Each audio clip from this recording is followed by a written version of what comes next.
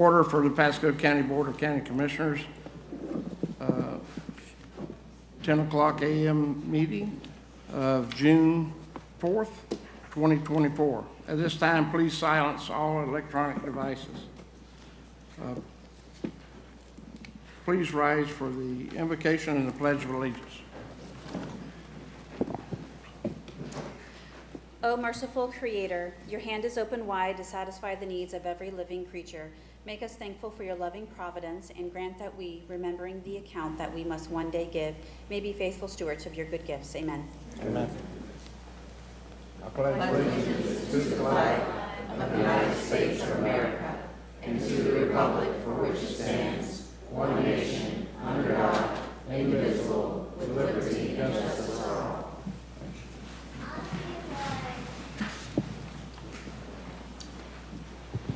Madam Clerk, please call the roll. District 2, Commissioner Waitman. Present. District 3, Commissioner Starkey. Present. District 4, Commissioner Yeager. Present. District 5, Commissioner Mariano. Here. District 1, Chairman Oakley. Here. Make me noted we have a quorum here at the meeting.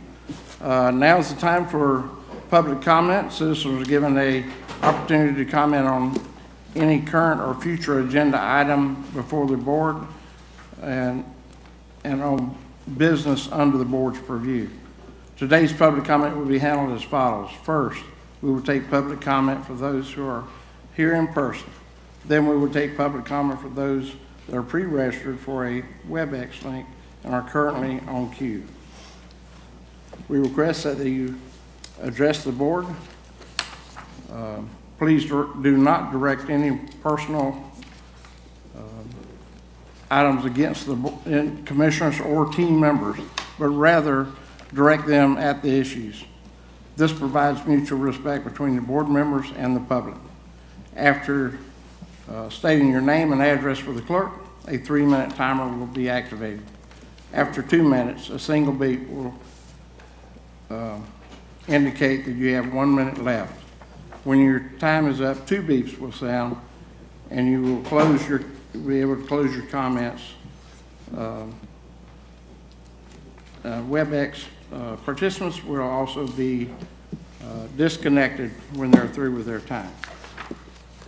Madam Clerk, do we have anyone signed up for public comment? Mr. Chair, we have 4 people who've signed up for public comment. I have Cindy, I think it's Buckle, thank you. The next person didn't put their name, but the agenda topic they want to talk about is C27, liquid sodium hypochlorite, and then followed by Nancy Hazelwood, followed by Lisa Moretti. So, Ms. Buckle, if you please come to the podium, thank you. State your name and address for the clerk. Cindy, C-I-N-D-I, Buckle, B-U-C-K-E-L, 5938, Frontier Drive, Zephyr Hills, Florida, 33540. And what I am up here to talk about are our water resources and the lack thereof. I do not understand how development can continue with the lagoons and the water features when we are clearly very, very short on water, to the point where we will be purchasing water from Tampa Bay Water, which there are a couple of commissioners that are on that board as well, for a total of $510,000. So I imagine the city people, the city water, will probably go up.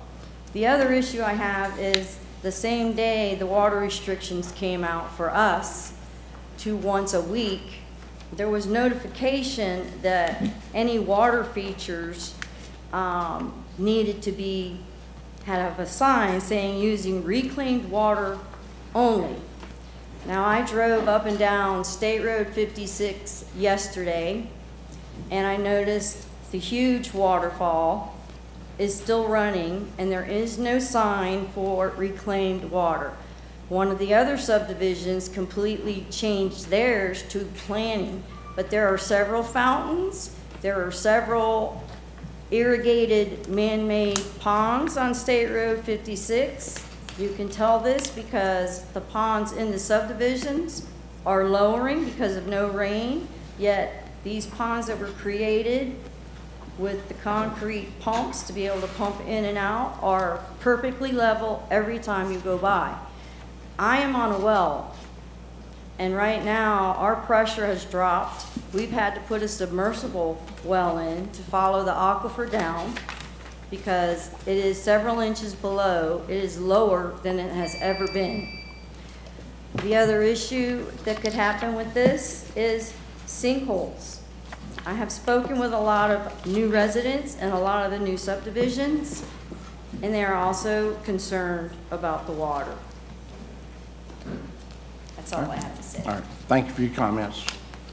The next person, they did not put their name, but again, it's C27, liquid sodium hypochlorite. That would be me. Okay, Oh, it's a different item. Okay. She was on C25 before. That concerns me because of the volatility of this chemical. It is highly volatile unless it's kept cool. There's a possibility of actual explosions due to this. It is also a cancer-causing carcinogen. The county is spending, I believe it is $610,000 to buy 12.5% to put in all of the water treatment plants to, I imagine, make the water safe to drink. But at this point, I have someone who has a master's in chemistry, and not only that, but you can just go and read about this chemical. It is not safe. It is corrosive, and it's most likely to cause damage to a lot of the water lines. Once again, we're spending money buying water, and we're putting dangerous chemicals in it to make it potable. yes, ma'am. If you will, I'll let David Allen, would you come up, go outside with her and explain to her about the water?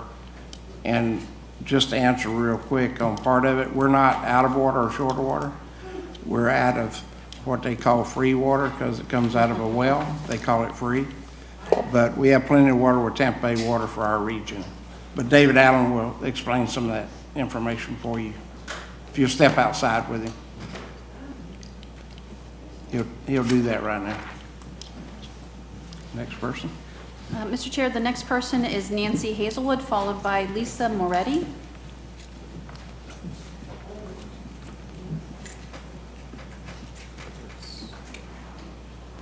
Good morning. I see a new face. Hello. Nancy Hazelwood, 34110 A Nice Place. It's nice to see y'all again. So I noticed on the agenda that you're getting ready to approve 4 different villages in VOPH, Villages of Pasadena Hill. And I was thinking that's 3,597 units. How many cars is that going to put on the road? Close to 10,000? Do we really need that amount? When they put on VOPH, there was a set number of units agreed upon for that whole area. And I just find it kind of odd that we're going back and granting them more because they did have a large amount already agreed upon. So I was wondering if y'all wouldn't take some of this into consideration and maybe make that a bit lower. I know you got to take each one individual, but altogether that's 3,597 more units in the cars that are being dropped on us. Your citizens are kind of suffering from this. Thank y'all. Thank you. Lisa Moretti. Thank you. Good morning. My name's Lisa Moretti, 16331 Iola Woods Trail, Dade City, 33523. I've been reviewing the documentation on forgivable loans made by Pasco County from our Penny for Pasco monies. And over, I see out of area developers being given really favorable loan rates and then having them wiped clean. And in many cases that we've reviewed, they don't appear to have met the percentages of jobs they were to have brought to Pasco in exchange for free money from Pasco taxpayers. But it gets worse. Over and over, we also see that they receive an ad valorem rebate. This is really mind-boggling on many levels. Penny for Pasco monies, that 1% tax that the good people of Pasco voted for to be invested in schools and land preservation and infrastructure is estimated to have generated over $1 billion in the last 18 years. But right now we have kids sweating away in portable classrooms in some schools who have had those temporary classrooms on site there for more than 10 years. And some of our own school board members currently seated don't even know that kids are stuck in portables. Why is there such a huge disconnect? We don't need to be giving away free money from one hand to big corporations who can afford to invest in Pasco while baking our kids in substandard learning conditions in hot portables. And now, from the other hand, you're about to add 2 new ad valorem taxes to the backs of Pasco County taxpayers on today's agenda. If there was ever a tax and spend scheme, this is it. You have Cherry Hills on your agenda this afternoon. The developer on that project, who also has numerous other projects in the county, hasn't paid their taxes on the properties that they own. You're going to increase their property values in a very lucrative racket that they have running on the county and municipalities of Pasco. Is the rule in Pasco that developers just don't pay taxes? We regular citizens get the honor of paying property taxes and these added ad valorem taxes that we don't even get to vote on? I urge you to reconsider adding more taxes to the backs of Pasco taxpayers today. Stop rebating and erasing the very same taxes from the developers who are creating our infrastructure problems with your help. I hope you realize that Pasco residents have had enough and vote no. But here's what I find truly sad. You've been doing this all with very little thought to the very longtime families, your neighbors, the kids you went to school with, your teachers when you were in school, people you know. Not just us little squawking chickens, as I think you like to call us. You are taxing the people that once mattered to you out of their homes and out of this county. And I have to wonder if you really care. Thank you. All right, thank you. Anyone else? Mr. Chair, I have no one else signed up. I do have no one on WebEx. And I no don't know if you one on want WebEx. to make a... Is there anyone else in the audience that did not sign up wish to speak this time? Seeing no one, we will close public comment. Let's see where I'm at here.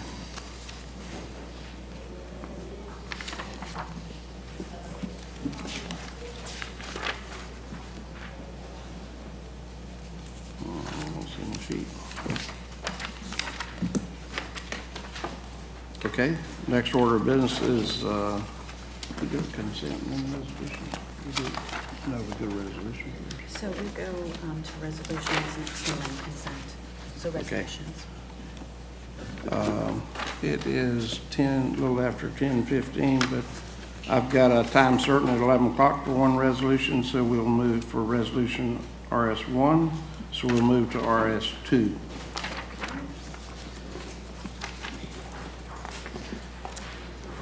Peter Hansel, if you are in the audience, please step up to the podium, sir. He's here. Welcome. Yes, sir. Mr. Hansel. Welcome all of you here, too. Well, we're glad to see you. I hope you're signing back up, so.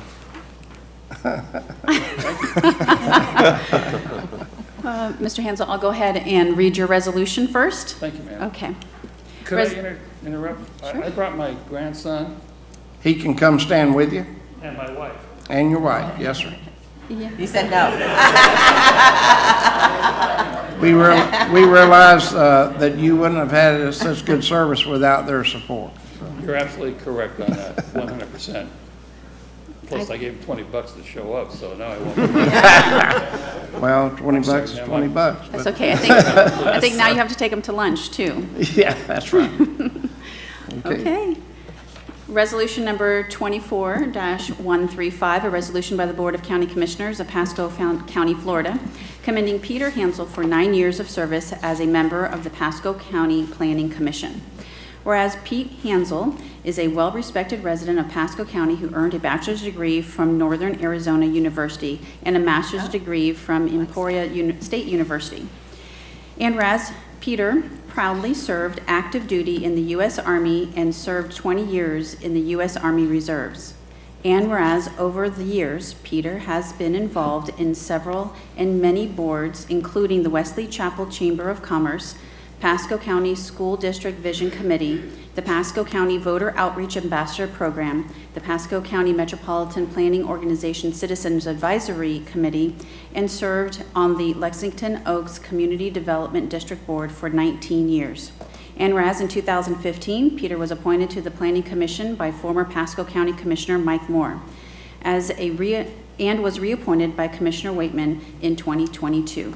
And whereas the Planning Commission serves as the local planning agency, holding public hearings and transmits to the Board of County Commissioners recommendations on zoning district amendments, conditional use applications, proposed master planned unit districts, MPUD, zoning amendments, operating permit applications, and certain appeals.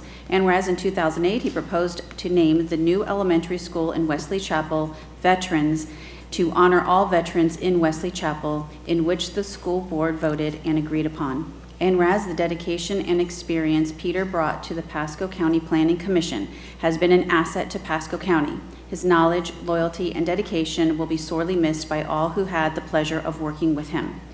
Now therefore, be it resolved by the Board of County Commissioners of Pasco County, Florida, that said board hereby commends Peter Hansel for his 9 years of exemplary service as a member of the Pasco County Planning Commission and wishes him well in his future endeavors. Done and resolved in regular session with a quorum present and voting this 4th day of June, 2024. Move approval. Second. I got a motion and a second. All those in favor say aye. Aye. Motion passed 5-0. Thank you. Yes, sir. Should I make a comment? You certainly can. This is your time.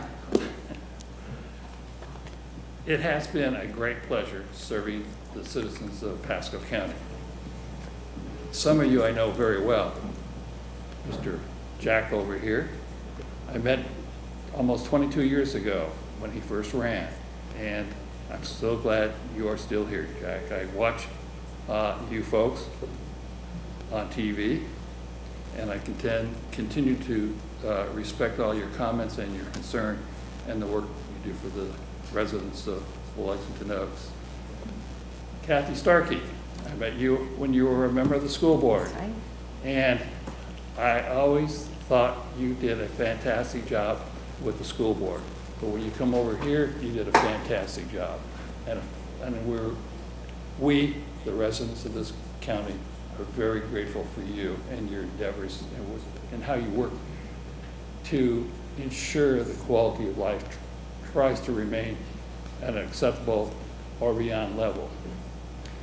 What can I say? I met you many years ago when you and I were out there with sign wavings for various candidates. And some of them are still active in the community and in the state, and a few have gone on to the private enterprise. So I won't belabor that point, but you have done a fantastic job too. Mr. Oakley, I met you several times too over the years, and I just appreciate you too. You are the salt of the earth for Pasco County. You are doing an exceptionally great job, and I appreciate you as a person and as a member of this board. And you do a fantastic job, I admit, as a chairman. You really do. So, with no, ma'am, I don't know you at all. This is Commissioner Yeager. I knew you're the person who you replaced, not well, and sometimes I mispronounced his last name, but I will stop there. Thank you, folks. I appreciate it. Mr. Waitman. Thank you. Mr. Hansel and Mrs. Hansel, it's been what, about 14 years? Yeah. We've met and worked together. I can't thank you enough for your service, not just on the Planning Commission, but everything that was described in your resolution, in working with our school system and naming schools and your community involvement and your constant passion and care for Lexington Oaks and the greater area in Pasco County. And it's truly a team effort. You know, I'm sure Mrs. Hansel right behind you, giving you a swift kick in the rear from time to time. if you needed it. But, you know, together, you all helped make Pasco become a better place. So thank you both for your service and dedication to a place we all call home. And I'm very grateful that you all came here this morning. Thank you. I appreciate all of you, too. So Peter, I remember when you pushed to name that school veterans. Yes, I do. I Remember worked your on that. comments too, ma'am. Yeah, so, yeah, we go back a long way, and I remember when I needed volunteers to help at the RNC drive the golf carts around. We got to drive the big wigs around Tampa, where it was all fenced off. Peter and his wife stepped up. We had a great time, and just a lot of great memories. And I want to echo that. I have so much respect for those who serve on the Planning Commission, because, you know, we get paid to be up here, but you guys donate your time there. So, and I listened to all of them, and I just think you did a great job, and I'm sorry that you're leaving it, and thank you for your service. It was his choice, Yeah. for the record. Yeah, I'm sure of that. The rest of us don't want him to go. Mariana? Yes. Peter, it's been 22 years. Amazing. I remember, I think we were at Lexington Oaks, and I drove down those roadways that were like falling apart. We're trying to figure out, it's a brand new neighborhood. You get beautiful homes. What's going on here? And we worked together with the county, studying the roads, see what happened, and we kind of worked with the developer, and then they got the developer repave the roads. So we studied the landscaping as well. But you were just a man who was out there, out in front, serving your community, from the CDD to getting involved with reclaimed water, the school renaming.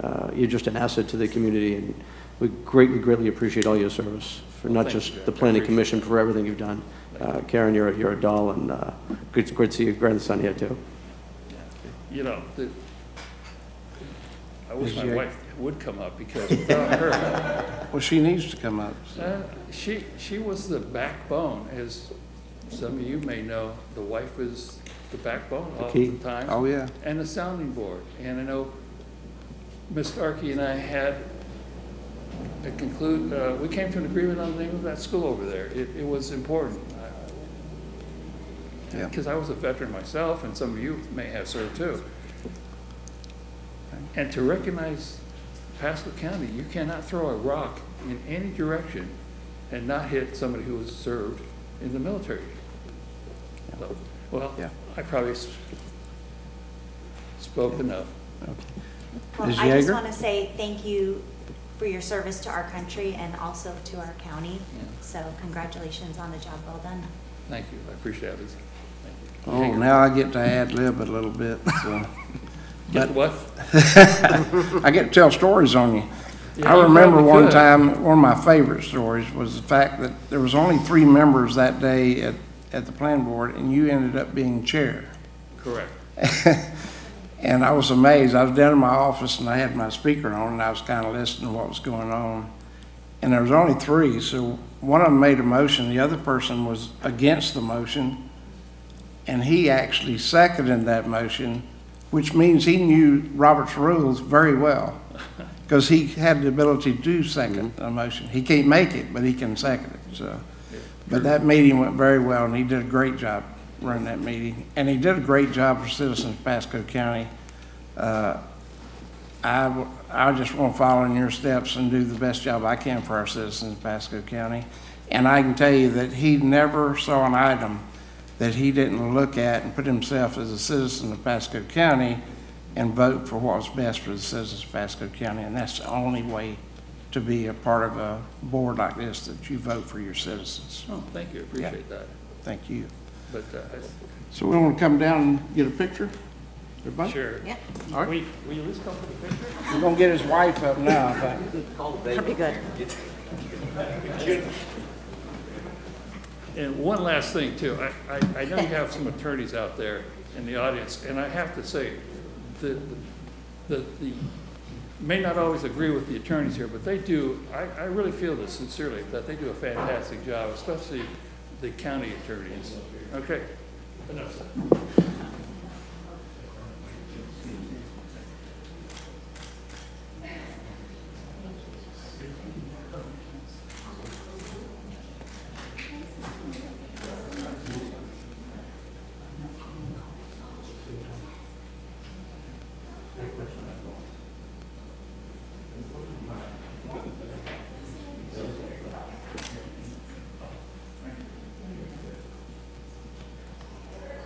right, here we go. 3, 2, and 1. Smiles. Got it, thank you.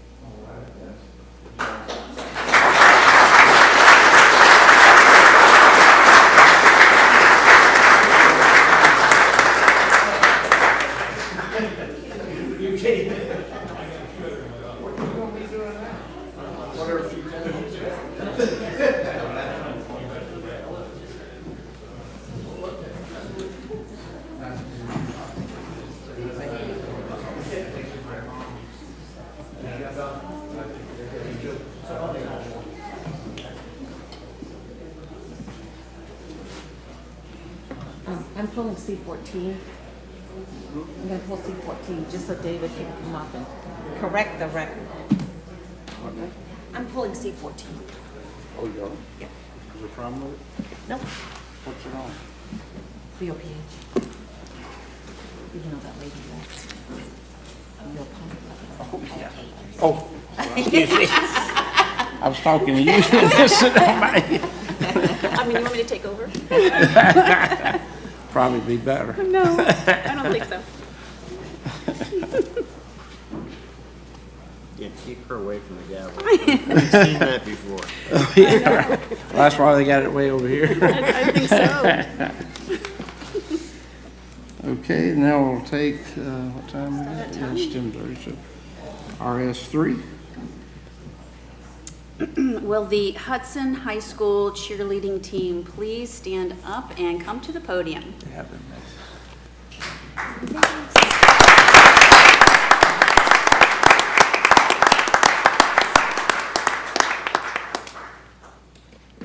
The international champions.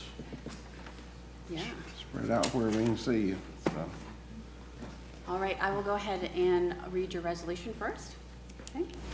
Resolution number 24-137, a resolution by the Board of County Commissioners of Pasco County, Florida, congratulating 9 athletes and the coaching staff from the Hudson High School cheerleading team for winning the ICU World Championship. Whereas the Hudson High School cheerleading team coaching staff was selected to be the coaching staff for the U.S. National Junior Co-ed team, and 9 cheerleaders from Hudson High were selected for the team. And whereas the coaches who served on the U.S. National Junior Co-ed team were Chelsea Hatcher, Sarah, is it Key? Cianci, I was going to say what was a K, Cianci, and Parker Judd. And the 9 athletes who competed were George Malakos, okay, James Conley, Nasir Newsom, Sean Rivera, Riley Rodriguez, is it Tianche Starks, Haley Stevenson, Holly, is that correct? Castillo, and Kaylee Watson.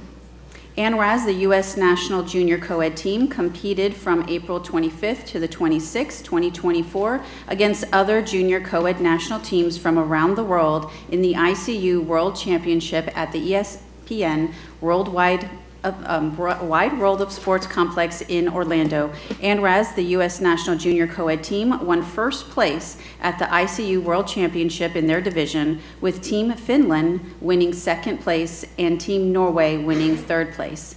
And whereas the athletes on the U.S. National Junior Co-ed team completed the hardest junior co-ed routine in the history of the junior co-ed division, meaning that the skill level was an all-time high. And whereas the athletes from Hudson High School were able to meet people and make friends with athletes from all over the world. And whereas cheerleading now has an Olympic bid, meaning it can be picked by future games to become an official Olympic sport. Now therefore be it resolved by the Board of County Commissioners of Pasco County, Florida, that said board hereby congratulates 9 athletes and coaching staff from Hudson High School for winning the ICU World Championship. Done and resolved in regular session with a quorum present and voting this 4th day of June, 2024. Move approval. Second. Got a motion and a second. All those in favor say aye. Aye. Motion passed 5-0. Welcome.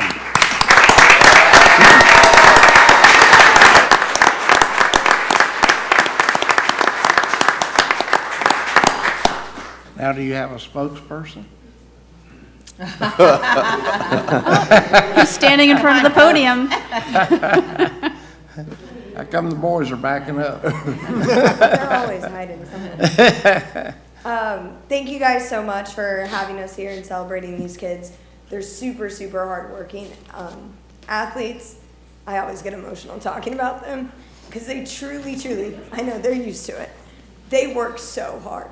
And especially at a school that doesn't always get the recognition other schools do in our county, for them to make it to this level, and so many of them go on like into college and be successful athletes there.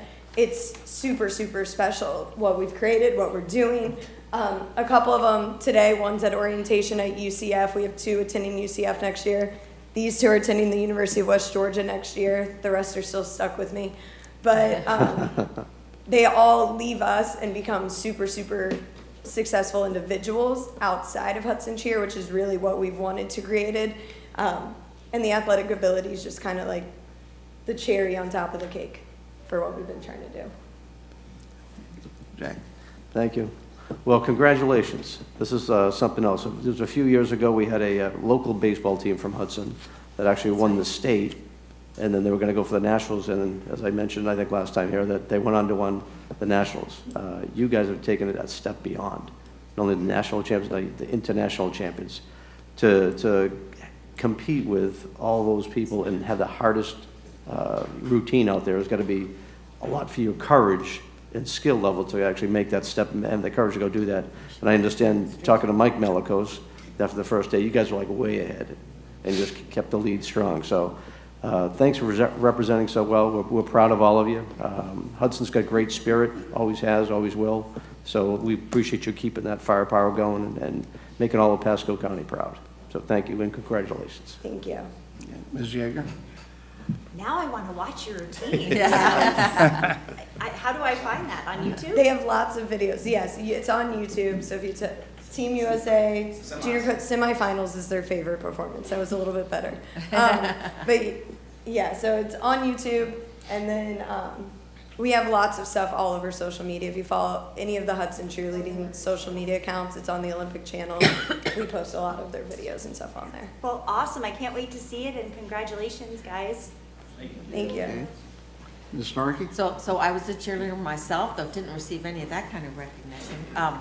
So congratulations, builds great leadership skills, I think, and I really look forward to looking at your video. I'll actually do it at lunchtime, so congratulations. Thank Keep it you. up.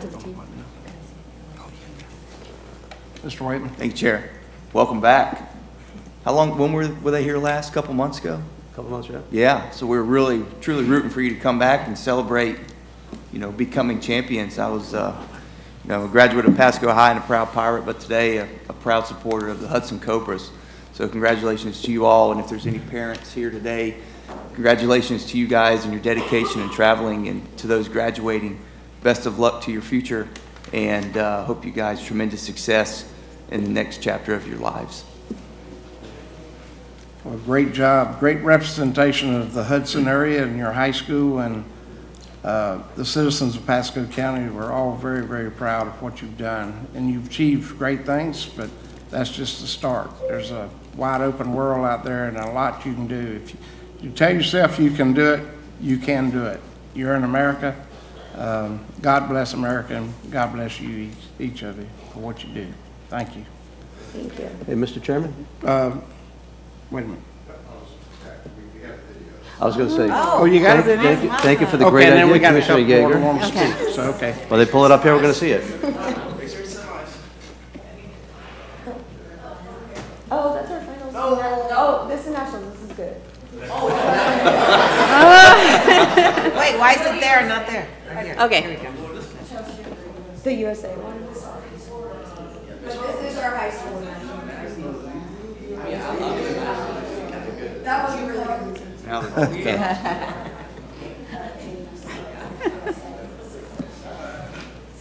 Let me see this and make sure you speak. And then Caballos.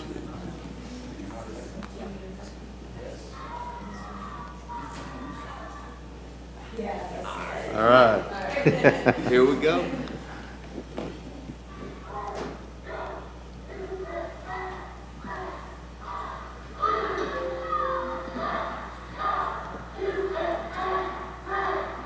Wow. Wow.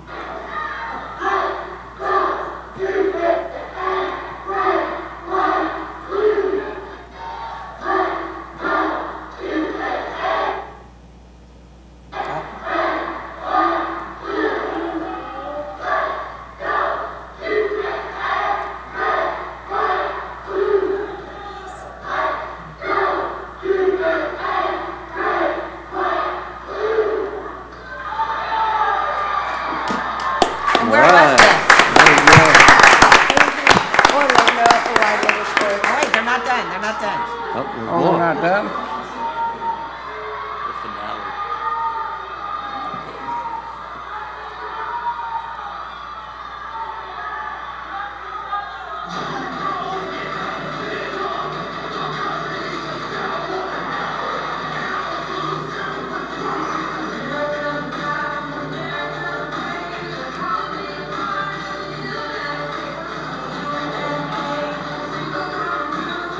Daughter Maddie did this. Incredible.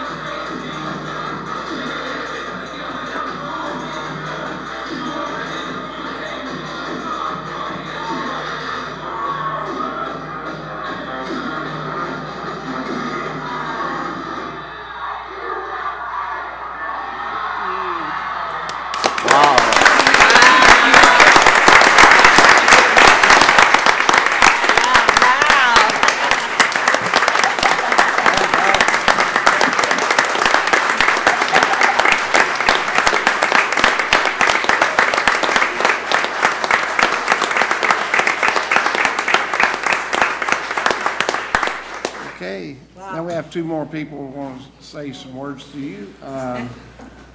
Our clerk. Hi, Nikki? I'm blown away at the talent, so young, representing our country. I'm so impressed, I'm so proud. Now I know why you get teared up, because I'm getting teared up too. That was absolutely amazing. Who are the flyers? You guys flyers? Okay. You're not a flyer. We Actually, I now hope know he's why not a you're on the flyer. team, though. Yeah, so brave, the Flyers, wow. And then the bases, you know, I saw you guys making sure you were so strong and keeping them up, and I'm just so blown away by your talent. And to have 8 of you from Pasco and then from the same high school, I also think that's pretty incredible. Like, cheerleading must be huge over in your area, Commissioner Mariano, because to have such talent and be selected to represent your country is such an honor, and you did it so well, and you are champions, world champions at your age. Like, you'll have that for the rest of your life, and I'm so happy for you and so proud that you are here in Pasco, and thank you for representing us and our country. Thank you. Mr. Cabral. We'll just pile on with the accolades. But Yeah. that was impressive, guys. Holy cow. I'm wincing in my chair thinking I could never be that flexible. So just amazing work. Well done. You've made your county, you've made yourself, your parents, yourselves, you know, and your community proud. So just thank you. Keep it up. And to your teachers and your instructors, thank you. Thank you for helping the next generation to do great things and you know, showing them that they can believe and that they can do. So thank you. Okay, let's get a picture. Jack, you want to go down and we'll stay up here because there's quite a few of us to get in a I picture. just want to say, my wife Shelley had a pick that you guys would win too. Are we all coming down? We'll stay right here. Kids. I will stay up here. Yeah, we're going to stay. Right. There's quite a few to get in the picture. You go down. Oh, they've got it over there. Yeah. They've got it down there waiting on you. My daughter Maddie did competitive cheerleading. This is so impressive. Yeah. So she had the car accident. Yeah. Well, no, we didn't do that when I was in high school. We didn't have guide cheerleading. Call it. High school. Another one, yeah. Y'all gotta leave a wall somewhere to put all this up, so. Yeah. Yeah. You get a shadow box. And you can try out in college too. They may be scholarships to do that, so. Yeah, those two are on scholarship. Oh, they, Nice. Two that are at UCF right now, they're both on scholarship. Wow. oh, good. Congratulations. Yeah, that's great.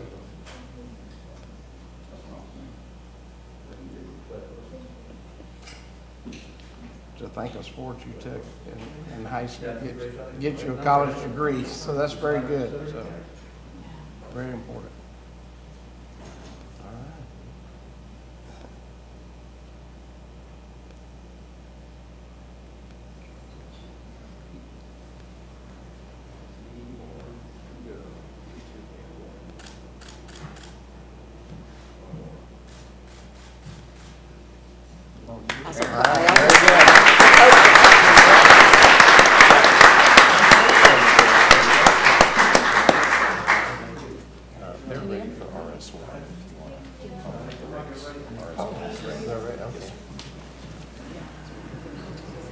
So we're gonna do RS1. Okay. They're ready. We've had some fun ones today. Oh, it cleaned it for me.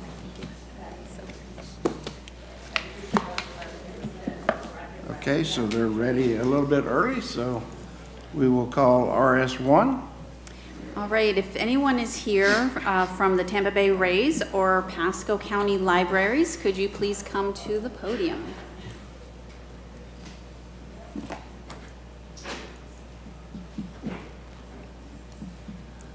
Do we need to go get them? Surprise.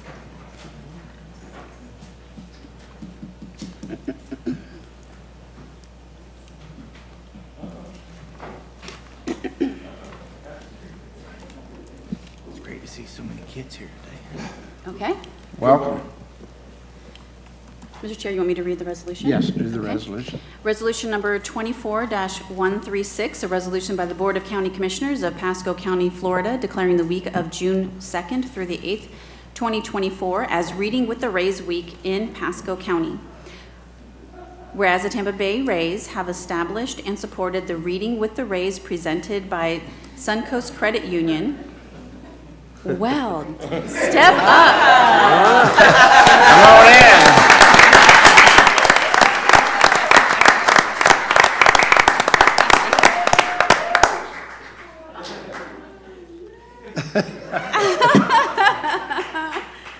Oh, cute. I should have also asked if anybody's from Suncoast Credit Union to also please step up to the podium. All right. I'll start over. Whereas the Tampa Bay Rays have established and supported the Reading with the Rays very good, presented by Suncoast Credit Union program since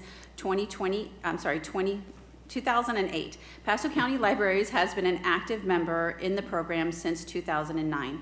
And whereas Reading with the Rays presented by Suncoast Credit Union is an incentive-based reading program that helps students in pre-K to 12th grade prevent summertime learning loss by reading around the bases.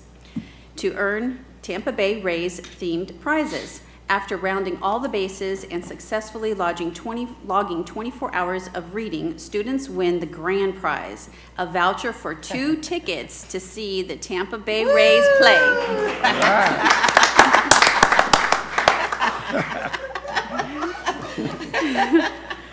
And whereas the Tampa Bay Rays understand the importance of fostering reading and lifelong learning in the Pasco County community and continue to support libraries and literacy throughout all 9 counties in the greater Tampa Bay area, helping readers log over 3 million hours of reading. And whereas the Tampa Bay Rays and Pasco County libraries have hit a home run to offer a special edition Pasco County libraries and Reading with the Rays incentive by Suncoast Credit Union, branded library card that will be available to all Pasco County residents this summer. And whereas the collaboration between the Tampa Bay Rays and Pasco County libraries promote literacy, community engagement, and a love for reading among Pasco County residents. And whereas the crack of the bat, the smell of hot dogs and pretzels, and the sound of children opening bookmarks and mark the beginning of summer reading program. Now therefore, be it resolved by the Board of County Commissioners of Pasco County, Florida, that said board hereby declares June 2nd through the 8th, 2024 as Reading with the Rays Week in Pasco County.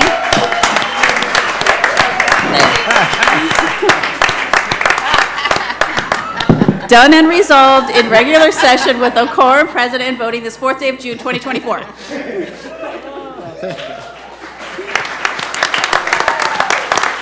Move approval. All right, got a motion? Got a motion and a second? Second. All right, got a motion and a second. All in favor say aye. Aye. Motion passed 5-0. It's almost hard to carry on a meeting watching him. That might have been my favorite I don't know. reading of a resolution I've seen in a long time, that's man. good. That was excellent. Thank you very much, commissioners. This is a really great thing for Pasco County, the Rays, the library system, the program that you have read this resolution for today.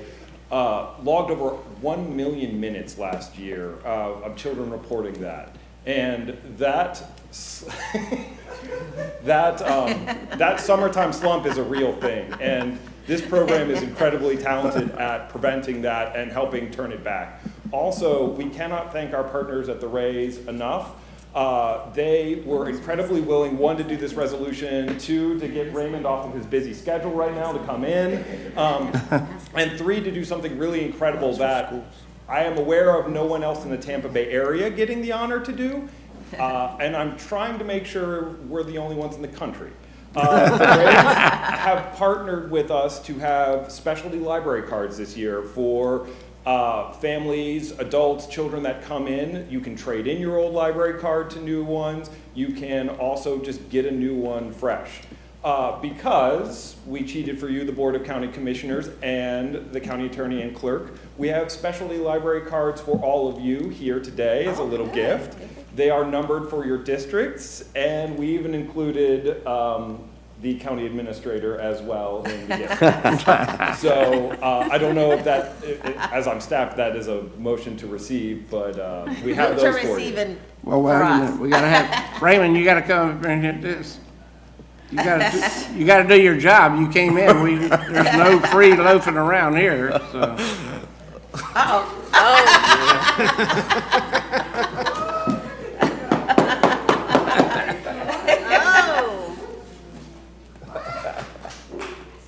So we have a motion. Yeah, go ahead, whack it. Don't tear up the furniture. Great job.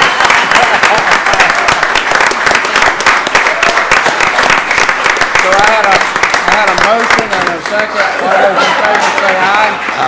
Aye. Motion passed 5-0. What are you doing? You can't just get off that easy. Go ahead and bring them up. We'd also we'd love our partners, the Rays, to speak about how wonderful this program is for the Tampa Bay area as well. Thank you. I don't know what I can say that Raymond hasn't already done. It's a tough act to follow. But no, on behalf of the Rays and the Rays Baseball Foundation, thank you for this honor. This is absolutely humbling and incredible. The Reading with the Rays program is the Rays Baseball Foundation's oldest program. Thank you. We partner with libraries in the 9-county Tampa Bay area to offer this program, and as was mentioned, accumulated more than 3 million hours of reading, with the goal to eliminate summer reading loss that kids have seen over summer when they're not in school. So this program addresses that because the Rays Baseball Foundation mission is focused to improve the lives of those in need through education, wellness, social responsibility, and youth development. And Reading with the Rays is a perfect example of that. But none of this is accomplished alone. While we're honored to be here today, I want to take the time to be grateful and thankful to you all. Without enthusiastic partners like Robert Spike and the Pasco County Libraries,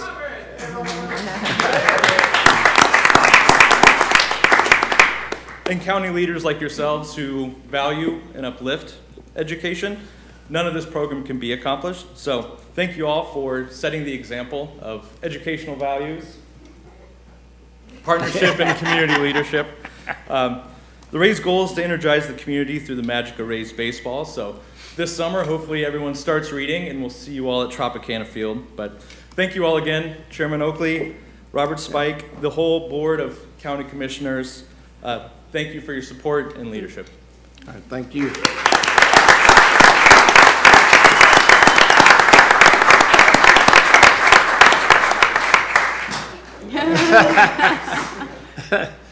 Now I would say it's. Oh, well, don't let him go yet. Whoa, come back. We got pictures. You can't get away that light. No, you're in jail once you come in that door. So everybody's gonna want a picture with you. So, it's to spread all the good that we've done here with the library system and reading for all our kids in Pasco County. So it'll be all over the county. It's already all over the county because people are watching from everywhere just to see this today. So we certainly appreciate all the hard work you've done. So anyone else want to say something or? I think it's a former school board member. We have some educators sitting over there. I think having this program, encouraging reading through the summer is wonderful. I don't know if they still do it, but I remember a lot of schools have required reading lists, but when they're this young, I don't think they get that as much. So it's a great benefit to everyone to encourage reading all summer. So we're really grateful to the Rays for partnering with us. And you for showing up today. Yeah. Mr. Whiteman. Thank you, Chair. Sean and team, you guys do tremendous work all over the county, and this just is another fantastic example of what you guys do. And to the parents out there who, stick with your kids and engage your kids in reading over the summer when they could be doing, a whole lot of other things. Thank you for sticking with them and guiding them and helping our next generation of leaders and folks around the United States and Florida. So, guys, hopefully this is fun for you all to be here today. Sometimes commission meetings aren't very exciting for little kids, but we're very happy that you all are here. Great group of young folks showing. So, Sean, thank you for all your work and a lot of fun. Thank you. Okay, Ms. Yeager. Well, we have a special little Rays fan in the building today. Tristan, wave your hand, Tristan. That's the birthday boy. He's going to be 6 in 5 days. All right. So I just want to say happy birthday to Tristan, and thank you so much for partnering with the Rays and giving our kids this opportunity. It's amazing. There you go.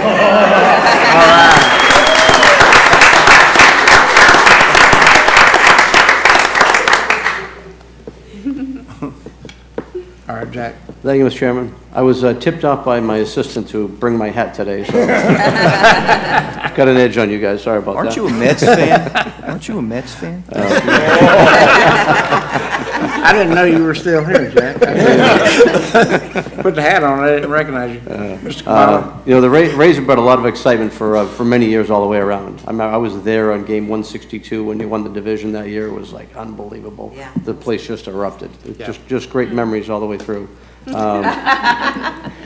My Rotary Club, Newport Richey Rotary Club, is going to be going down Friday, which happens to be my wife's birthday, so we're going to spend the day down at Tropicana Field, so we're looking forward to that, and what an appropriate week for all to play out, which is good stuff. Yeah, good. But thank you so much for what you're doing to help with reading. It was the Hudson Library where I take my kids down once a week. I won't say exactly, but I incentivize them to read. And every week we go on, pick out different books, whatever. The library's great about having it nice and easy. Grab your books, bring them back. Every week you turn them over, and just a great thing. And if kids are reading early and they get their skill level up, it just makes life so much easier. As I think Representative Steele says something like, I'd rather work harder when I'm younger now, so I don't have to work as hard when I'm older later. And reading is a great way to start to build that whole future. So thank you for all that you do. Mr. Kabbalah? Yeah, thank you, sir.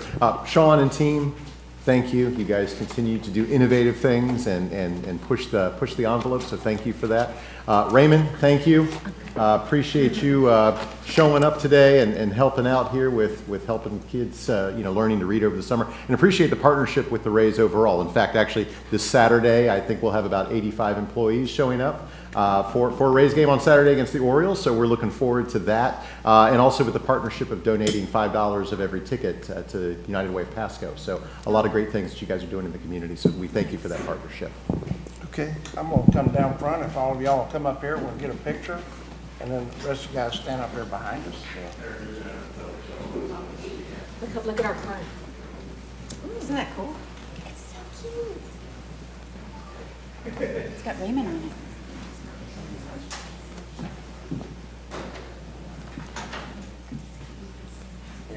Wait, yeah, scoot down this way. You guys slide this one. Jeff, do you need to come this way? You're good. Okay. Raymond's got a big head. Can I have all that too? We're just the front row now. This should work. Here we go. Ready?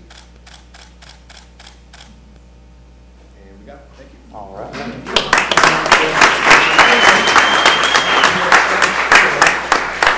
Some groups that want to come have a picture with you. I'll give them to kids. That pose is gonna last. Anything around? The other one.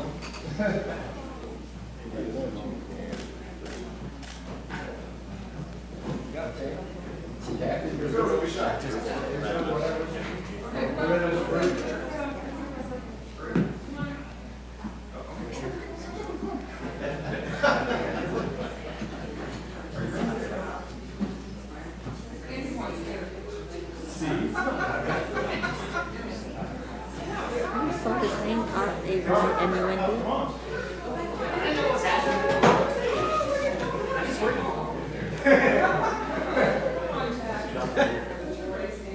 Emma Wendy. Emma, Raymond. 1, 2, and 3. Got it? Okay. Thanks for doing that. All right.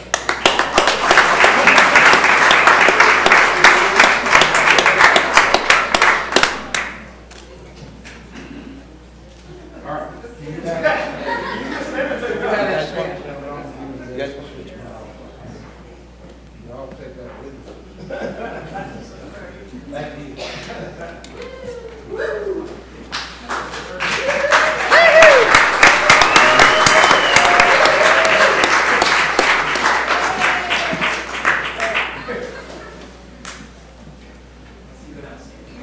So the next resolution is Emily's. So if you don't mind, opening consent and then we'll pull it from consent. Some fun ones today. Yeah. So Emily's is on consent. Yeah, I know that. Yes. We reading Donnelly? Yeah, I just want to make sure you're going to consent first. Yes, got it. Yeah, that's normal. That Yes. is normal. All right, that's pretty exciting. We might make the front page of the paper with this instead of some of the other things we get. So, all right, now it's time for the consent agenda. I have two pulled items. I have, first one is C4, pull and discuss. And then the second item is, and that's by Nikki Alvarez Souls. And then the second item I have is C14, pulled by Ms. Starkey, to pull and discuss, so. Mr. Chairman? Yes. I'd like to also pull C37 for a quick discussion. Which one? C37. C37? Okay, pull C37. Is there any other items to pull? If not, I'll entertain a motion for the balance of the items on consent. Move approval. Second. Okay, got a motion and a second. All those in favor say aye. Aye. Motion passed 5-0. Now we'll move on to C4. Nikki? Yes, will Miss Donnelly Schmidt please come up to the podium?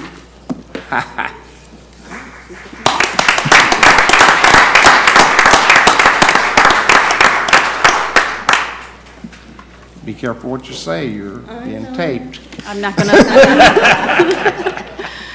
I'm not gonna look at you because I'm already gonna start to cry, so. I'm gonna go ahead and read your resolution. Resolution number 24-138, a resolution by the Board of County Commissioners of Pasco County, Florida, expressing appreciation to Donnelly Schmidt, Deputy Clerk for the Office of the Clerk and Controller, for her 35 years of outstanding service to Pasco County. Whereas Donnelly Schmidt was hired on July 21st, 1989 by the Pasco County Clerk of Circuit Court and County Controller as a secretary in the Support Services Department, and during her career with the Clerk and Controller, Ms. Schmidt served under 3 Clerk and Controllers as Secretary, Lead Support Secretary, Board Records Lead Clerk, Board Records Operations Lead, and Board Records Operations Supervisor. And whereas Ms. Schmidt's proficiency and knowledge in the performance of her duties demonstrated exceptional professionalism, leadership, and exemplary work ethic while leading the Board Records team, and had a positive impact on the success, growth, and positive reputation of our organization.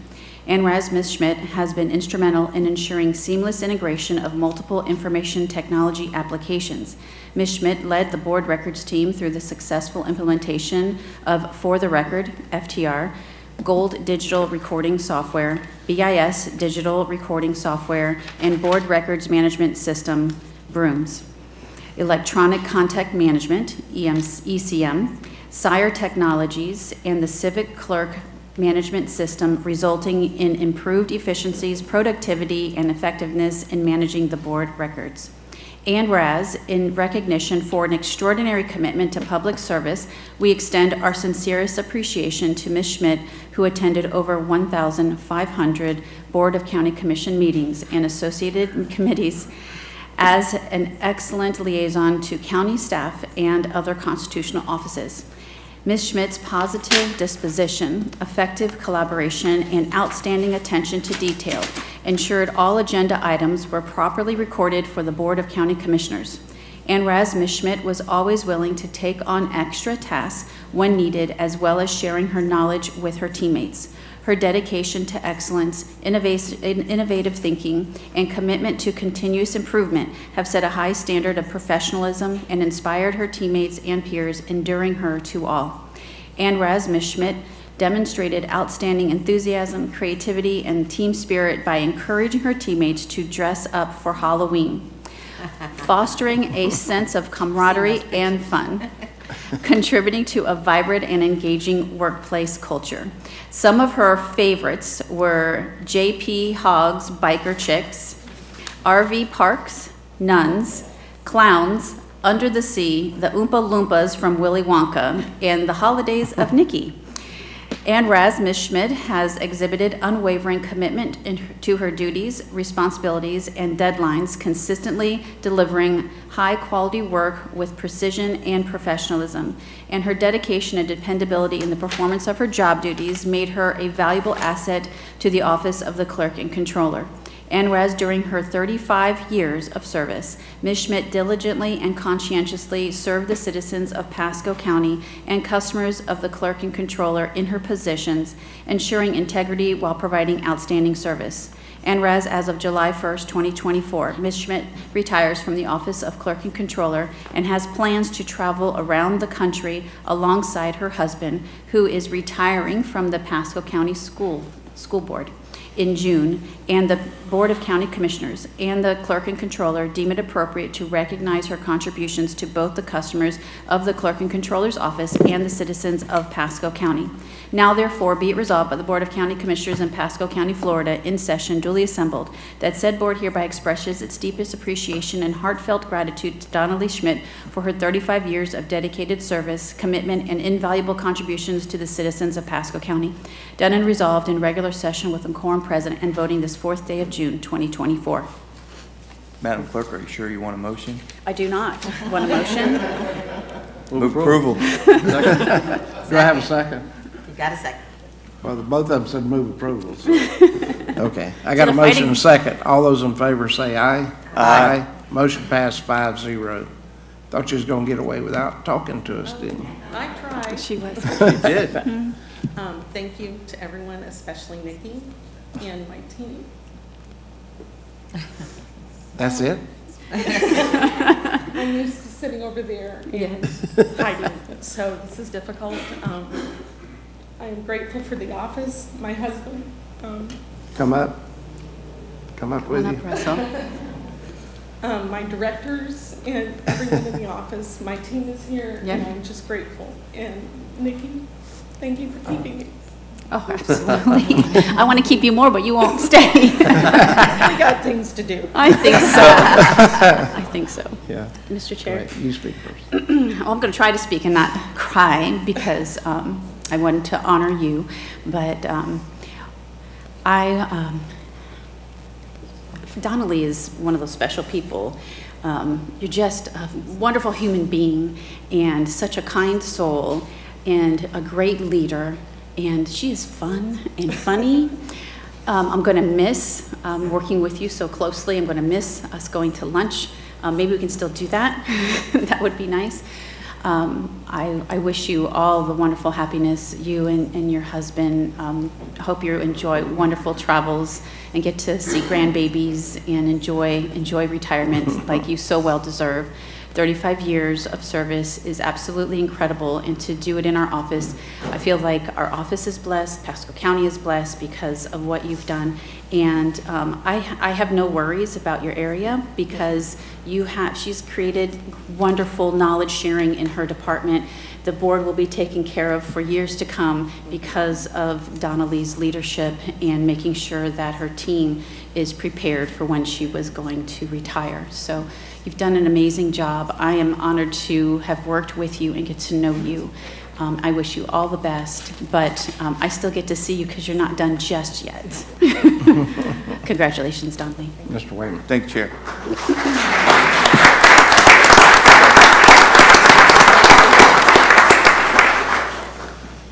Thank you both for your service to Pasco County. Being a government employee is sometimes thankless, and your dedication, 35 years, and to not just this board, but to the clerk's office and you with the school system, fantastic professions. Thank you for taking time and investing in Pasco like you have, and signing parchments just won't be the same. Just won't be the same at all. Ms. Starkey. 35 years, that just amazes me. I'm just so grateful that you gave all that time to your county and you as well. I envy you on your next opportunities, and my brother's out traveling the country with my sister-in-law in their RV having a great time. That sounds nice. So I hope you have a wonderful retirement, and I'm sure we'll see you around. Okay. Ms. Yeager. I'm going to echo that. 35 years. Wow. Just thank you for your service to your county and everything you did for us, and your support of your husband, because you can't do what you do without that love and support. So thank you, and I hope you enjoy your vacationing and this next chapter. Well deserved.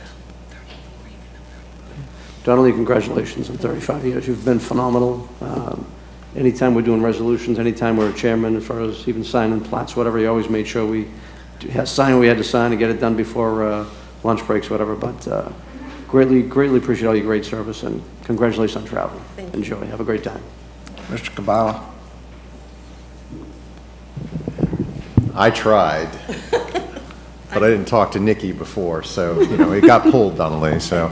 But at the end of the day, thank you. The work that is done just to put on this meeting alone it's awe-inspiring to me.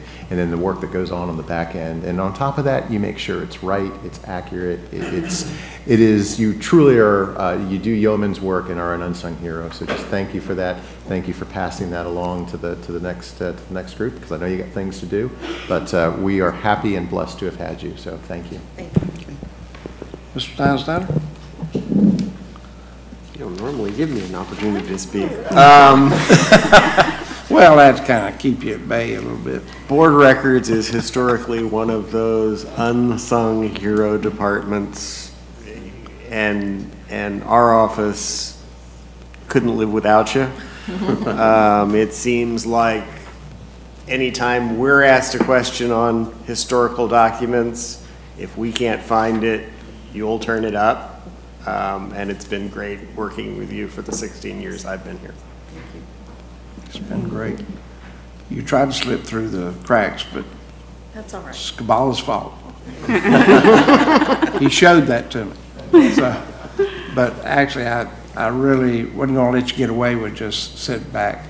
They said, "Oh, well, she's bashful." I said, "Well, she's never been bashful here in the meeting before." So that's okay. We all see it. So, No, that's a lot of times to keep your mouth closed during these meetings. but I'm going to tell you, you make, when you're chair, when we see you the most, because we're working on things we have to sign and do everything right, you make it happen for us. And each commissioner that wants something from the clerk's office, you see to it that it happens. I'm not concerned about the future of what's going to happen in the office because you've trained them well. The staff is a very good staff that we have there behind you, that you help lead the way for them to carry on in your absence, even though we don't necessarily care for your absence. So. Shannon will But we wish you the very best, because 35 years is a long time. I spent 51 years in my job, and before I came and was elected. I'm on my 8th year now, but I don't think I'm gonna make 35 years. So. I don't think I'm gonna make 35 years at all. So. But I'm in my 8th year, and if you feel the way I do about working for the citizens of Pasco County, I know that you were caring for what's important for the citizens of Pasco County, and I truly agree with you and want to make sure that all those records are kept just the right for our citizens. So thank you for all your service, and I don't know what else to tell you. Oh, Mr. Chair. There's not enough words to say, so of thanking you for what you've done. Thank you both, so, because you've done a great job. Thank you. We'll all come down and we get a picture. And then if you don't mind getting a picture with the team as well. Oh, and So we'll do a a picture picture of with- commissioners and then we'll, We'll do the commissioners, then we'll do the team. okay? Okay?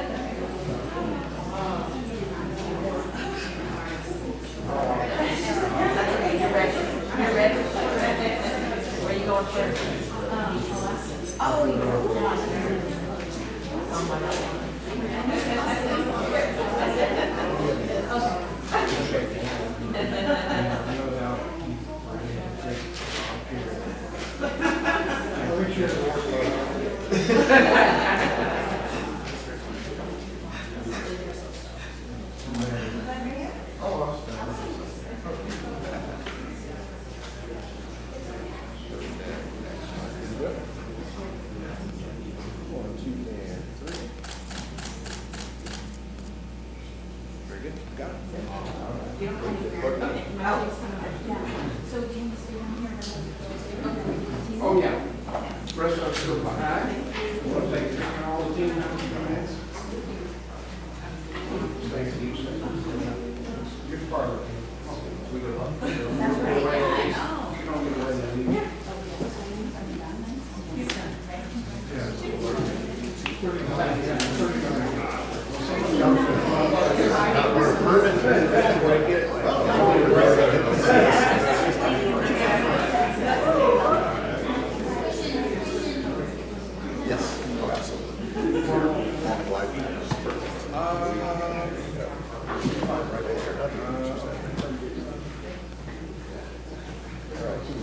Three, two, and one. You got it. All right.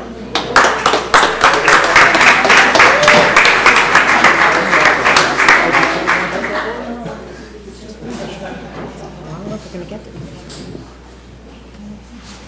Oh, Yokovic, just get through now.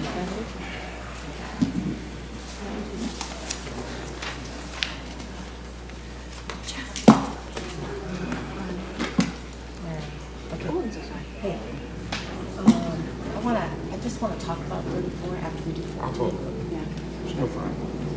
Can I say one other thing? Can I say one other thing? Can I say one other thing? Yes, you can. No, on Right 14? now. Okay. All right, Nikki. Mr. Chair, I just wanted to say that we are in good hands. Donnelly, we do have a replacement, and it's Miss Shannon Egbert. She's sitting there. She has been trained by Ms. Schmidt for quite a few years now, and she's ready to take the reins, so that we are in good hands. But I also want to mention her husband, Russell. He is also a wonderful public servant in Pasco County Schools, 39 years. Wow. Oh, good. And yes. So his retirement, or his replacement for his retirement is his son. Oh, Correct? good. Which one? Michael. So they have 3 sons. All 3 sons are also teachers in Pasco County Schools. And so his replacement will be his Okay. son, Michael. Isn't that Oh, nice? good. All right, thank you. I appreciate it. Thank you. Okay,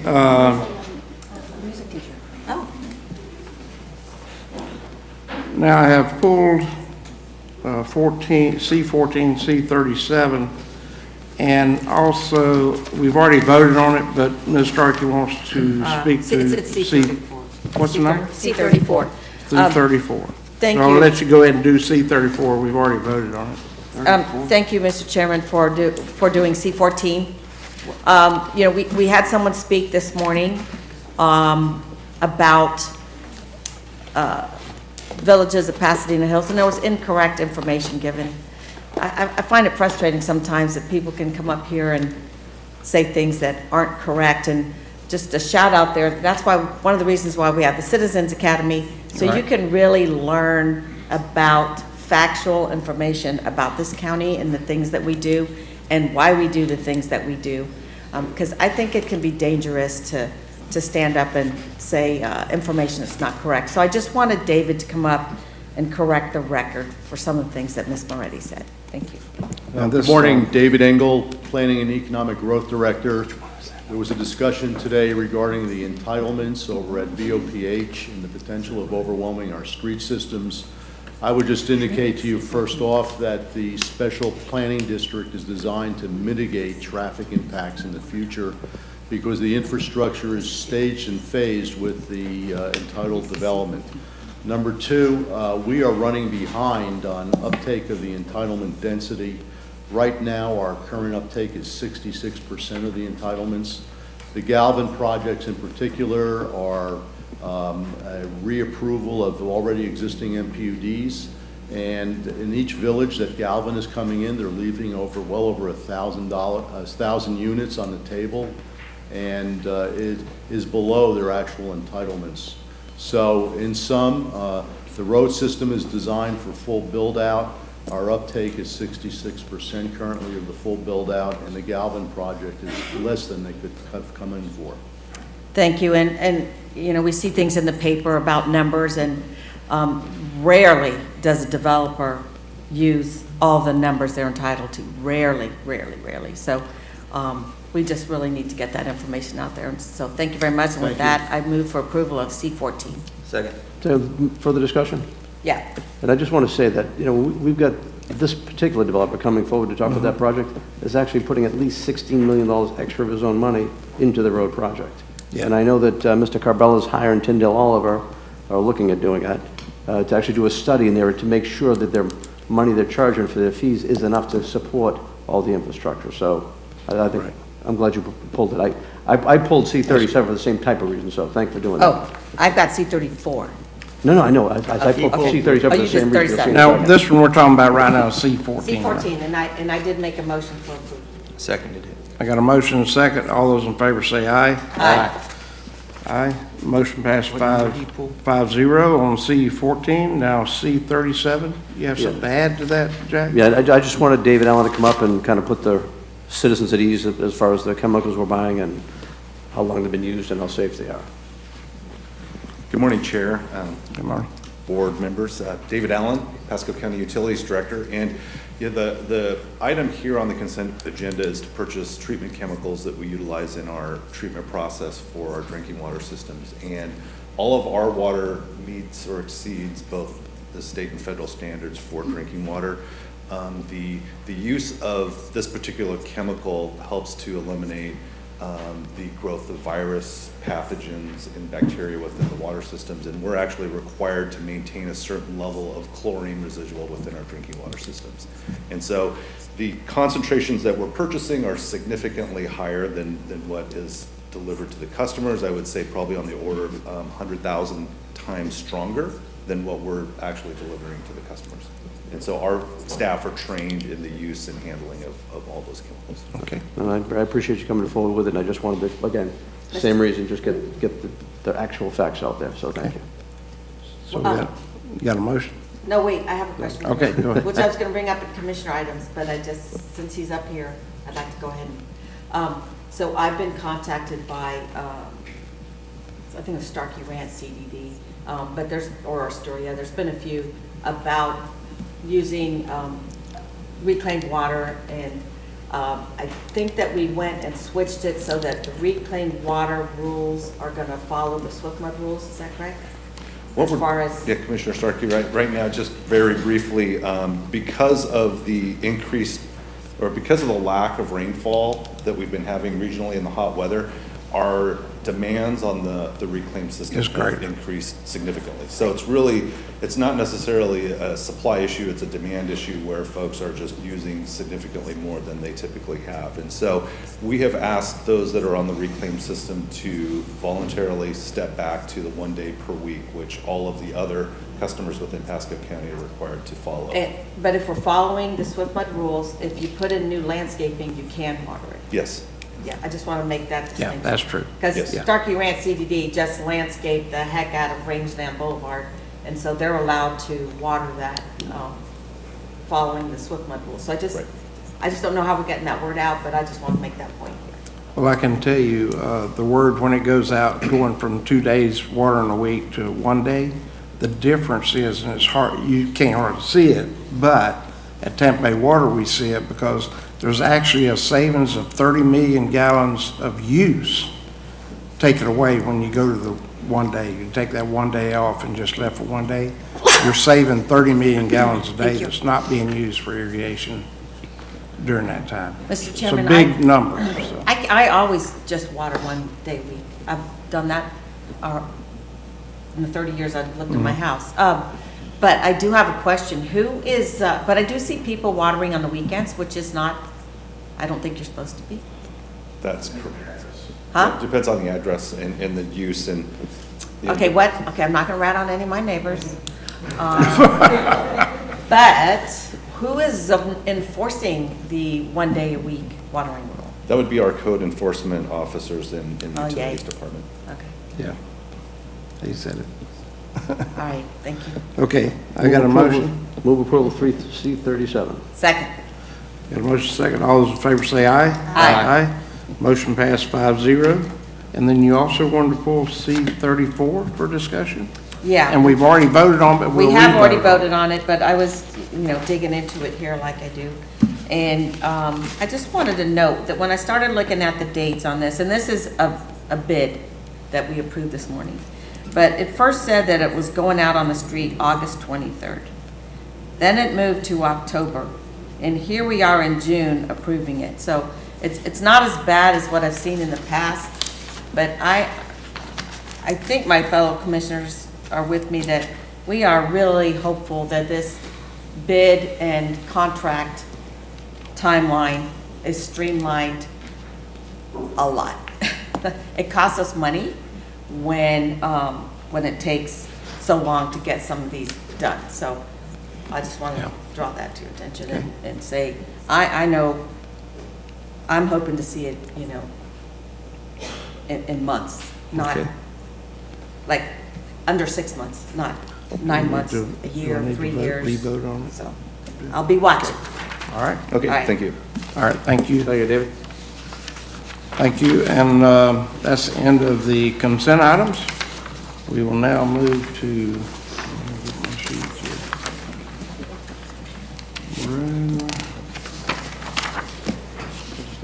regular agenda. What do we have? R43.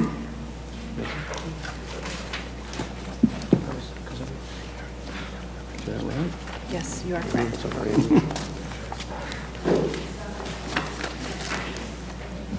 It's a time certain, and you're right on time. Oh, I'm right on time. It's 11:30 time certain. You're at 11:28. Well, good for me.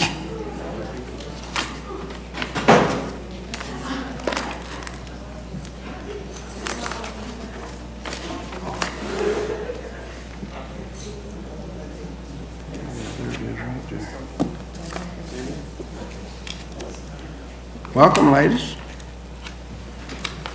Good morning. Good morning. How is everybody? Good.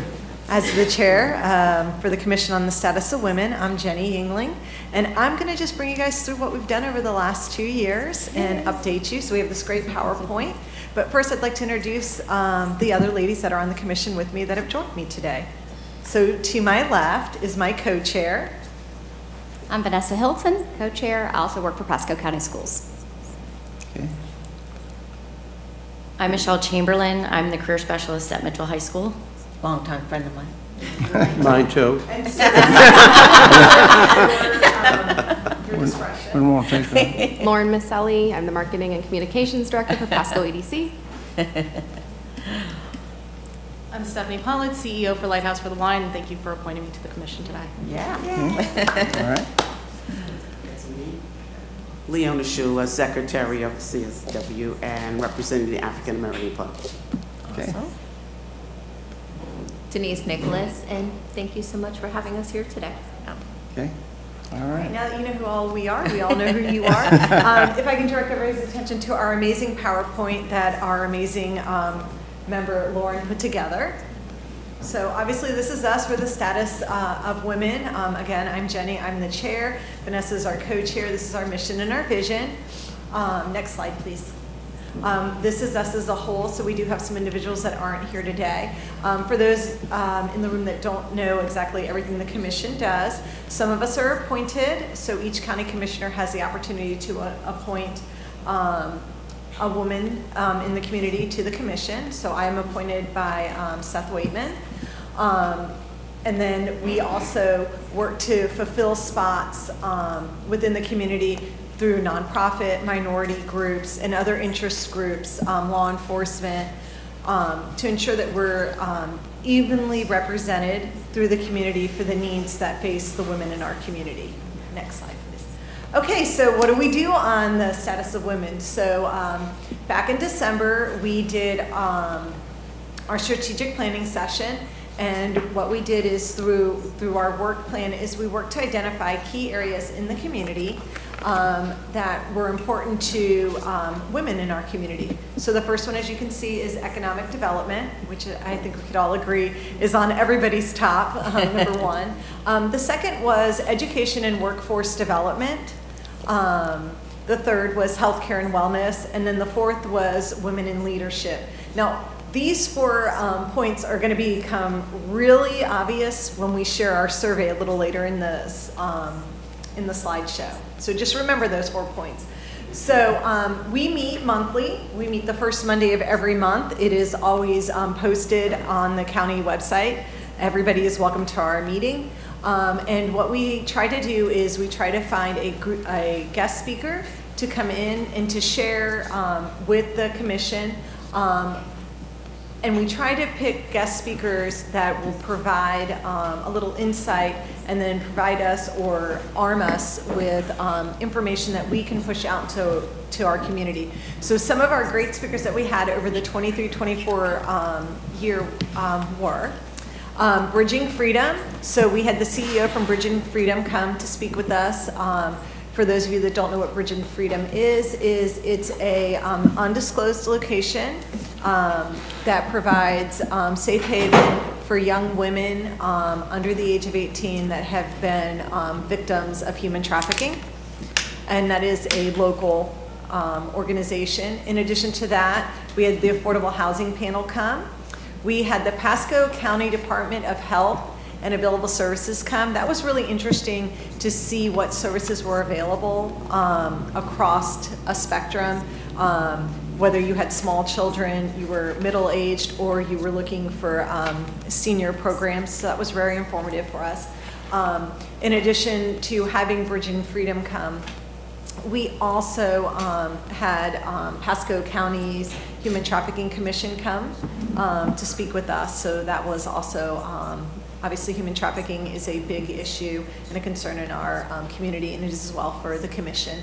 I think one of my favorite hidden treasures was when Parks and Recs came and they shared with us about the Pasco Outdoor Adventures program.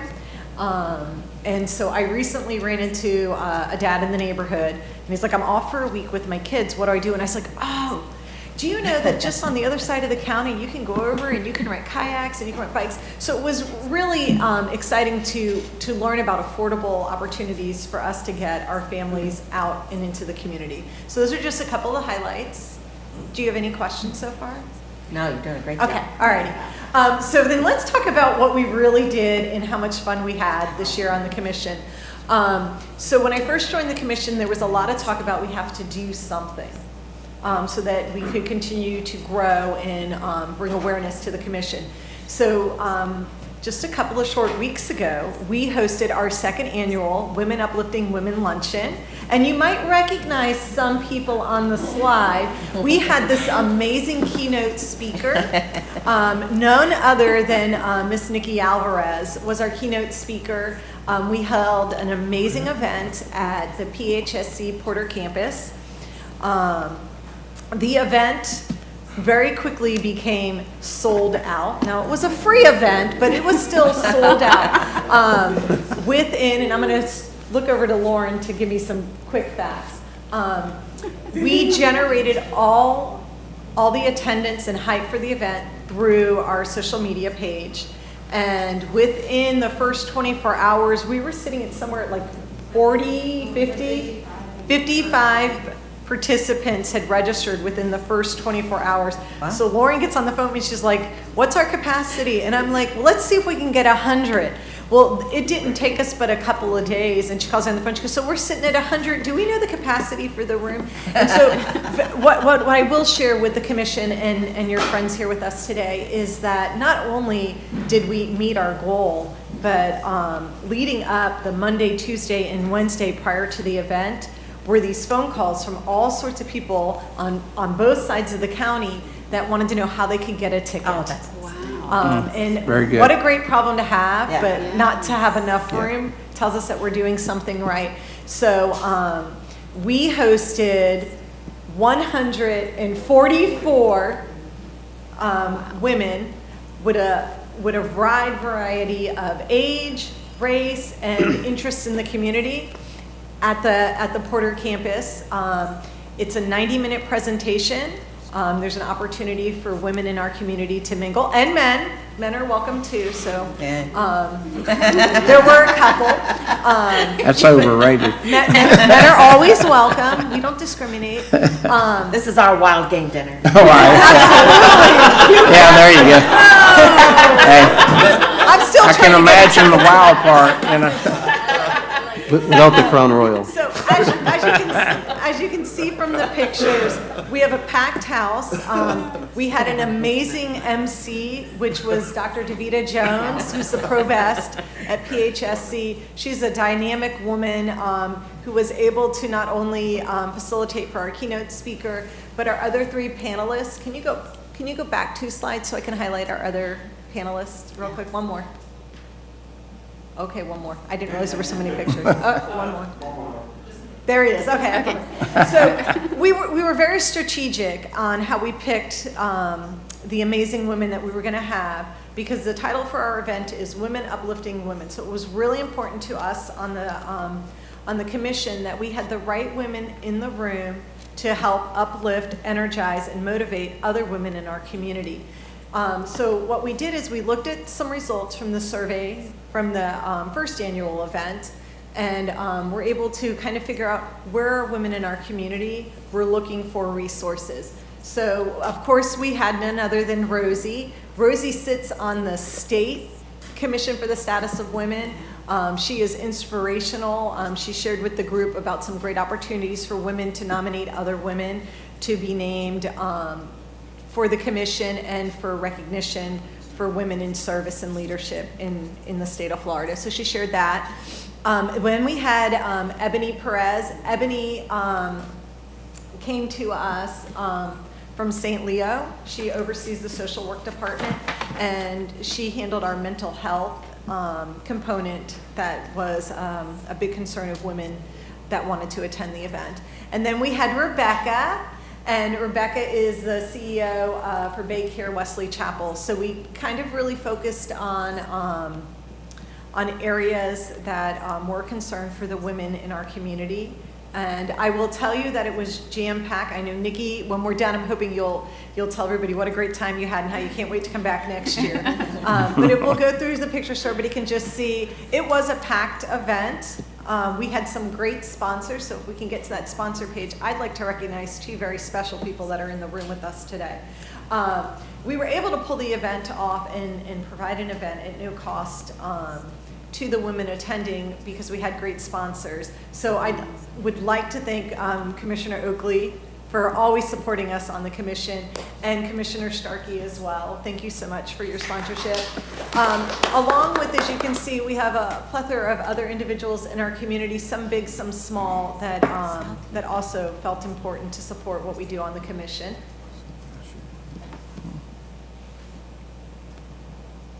So I mentioned earlier in my presentation that we perform a survey. So we're going to show you the comparisons. We'll just run through the slides. You guys have them there. You can look at them later. But we just did some surveys to kind of find out where we go from here. So on the top, you can see it's our 2023. On the bottom, it's our 2024. And ladies, if anybody wants to jump in, you jump in. So when it asks how you'd rate today's event, as you can see, our 5s are very high. So we were very excited to see that. Obviously, for all of us on the commission, we're all just volunteers. So we were able to pull off a phenomenal event, all volunteer, because all of us on the panel do have our own full-time jobs as well. Next slide, please. This, as you can see, was, would you attend again? You can see at 100%, both years, they wanted again, and they wanted to come back. So we're very excited. Again, here are some comparisons. Age, so that's one of the questions on the survey so we can get a good idea. I just want to point out one area where we saw a lot of growth, and that was that 35 to 44 years of age. If you compare the 2 years, you can see a significant amount of growth, which tells us that the new families moving to our community are looking as women for services and opportunities to connect. And this is our ethnicity breakdown. And then this is our household income breakdown. I will point out that we really noticed, just women, this is not the husbands, this is just the women or partners. I wanted to point out the number of women that attended our event that were in that 50,000 to 74,999, because that's a big bracket, and that's a good medium income, so we wanted to share that with you. You can obviously go through the survey and see where everybody fell according to income. This one was very interesting because in 2023, number of people that had children under the age of 18 was 9, and then this year it's 22. And so being able to see that shows us that we are truly reaching a broad spectrum of everybody in our community. And then this one talks about what challenges impact women in our community the most. So you can just go right down the line. Obviously, finances are always high. Time management, energy, and motivation were important to them, along with mental health. And you can compare that to 2023, and you can see where they all kind of align as well. So the concerns or impactful challenges that women see in our community really haven't shifted. Okay, so this was what are some challenges that are impacting the women in our community. So the number one was retirement, and then affordable housing, and then self-care. And then these are health-related challenges and how they impact you. And I would have to say the biggest one is accessibility to healthcare. And then these were just some other unrelated challenges that impact individuals in our community. Yeah, How does, this one went down. it did go down. I'm noticing it. Sorry. I am not responsible for Just the a little. results, just sharing them. How responsive do you think your local government is to the needs of women in your city or county? And they did go down slightly. And so one of the things that we talked about is how do we add a probe question to another survey, and a little further in our presentation you're going to see where we're going to ask for a little more help, and that'll be able to add some additional questions that would fall in so that we could get a little more information to find out why they feel this way.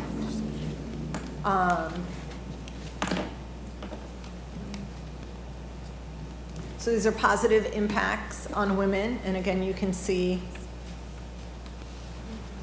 go back. It's okay, go on. So this is the, what's like one thing that you can change that you think would make a positive impact? So this kind of is a little bit more of a probe into the government question, I think, prior to. So you can see the majority of people answered employment and education, and then you can follow it. And then it looks, you kind of jump down, and on both sides it's like the healthcare, the child care and affordable housing. Yeah. Those are like the two large areas. We've got a plan coming. Yeah, we're working on it. We're ready for it. Prior to today, how familiar were you with the status? And so you can kind of see we have a lot of work to do, and I think our Women Uplifting Women event is a great way to get the word out, but we know we need to do more. How would you rate the average price of childcare? So you can see, and you can look at 23 and you can look at 24, and you already know that in 24 we had almost half as many with children under the age of 18 attend the event. This is public education system and how it was rated. And then this is an interesting question because it asks how we as women feel about the opportunity to have leadership roles. Now, as I look at the commission, I think we've got a pretty good split going on here. It got better. We got it, right? We got it. We've got it figured out. We're going to bottle it and sell it. But you can see that out of the 47 women surveyed, 16 were unsure and 12 and 23, which tells us that we have to do a better job of communicating opportunities that exist in our community. But in 13, 17 people had no idea what roles existed. But then when you come over and you look at 24, something has changed in our community because the knowledge is definitely leveled off when you look at the number of people that completed the surveys. Okay, so resources. Obviously, we've talked about it throughout our presentation. Employment and training and education are pretty big priorities to the women in our community and the women that took the survey. Public programs and assistance, and then public policy and political leadership. You can kind of see top off, child care assistance, affordable housing, and then assistance for violence against women. So you can kind of see that it's a good even slice of where we're looking for resources in our community. And you could compare the 2 years, and they're pretty steady and stay pretty consistent with each other. Okay, additional survey comments. So I'm not going to read them all, but some of them are really good. And where was my favorite one? I absolutely loved this event. The panel discussion and keynote speaker were excellent. And when I read that, I just think that that's somebody who went to an event, they weren't quite sure what to expect, and they left there, and anybody that was at the event that day, the energy that you can get in a room when you get that many women together. I can only imagine. Listen. I can only have one in my house, and this is terrible.